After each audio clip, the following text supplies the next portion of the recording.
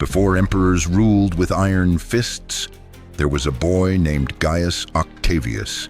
He would become Augustus, the first emperor of Rome, but his path to power was soaked in betrayal, blood, and brilliance. Rome, 44 BCE. The Republic was broken. Julius Caesar, stabbed to death by his own senators. In his will, Caesar named an unlikely heir, his teenage great-nephew, Octavius. No experience, no army, no authority, but what he had was a name. And in Rome, name was power.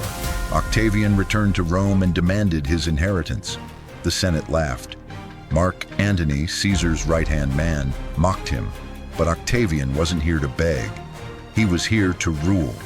Within a year, he raised his own army. Within 2, he forced the Senate to name him consul. And together with Antony and Lepidus, he formed the second triumvirate. 3 rulers dividing the empire like a prize. Their first act? Avenging Caesar. 300 senators were executed, enemies exiled, Rome was bleeding. But alliances in Rome never last. Octavian and Antony turned on each other, brothers in ambition, now rivals in destiny.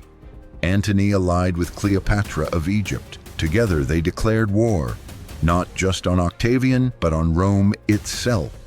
At the Battle of Actium, 31 BCE, Octavian's navy crushed them. Antony and Cleopatra ended their lives in disgrace, and Octavian returned to Rome, not as a general, but as a savior.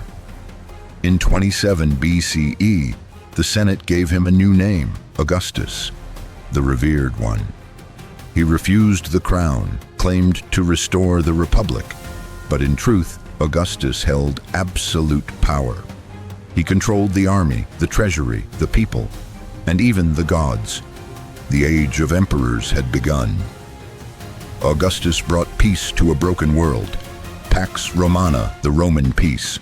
He reformed laws, rebuilt temples, created police and fire brigades, and launched an empire-wide propaganda machine. He declared himself the father of the nation and of its morality. Statues of him rose across provinces. His name became sacred. He ruled not with fear, but with order. Augustus ruled for over 40 years. He died in 14 CE in his 70s. His final words were said to be, "Have I played my part well? Then applaud as I exit." And Rome did. They mourned not a man, but an institution. He was deified by the Senate, declared a god. And in doing so, Augustus became eternal. Augustus didn't just build an empire, he became the empire. But the throne he left behind would be claimed by tyrants, madmen, and visionaries alike. This was only the beginning.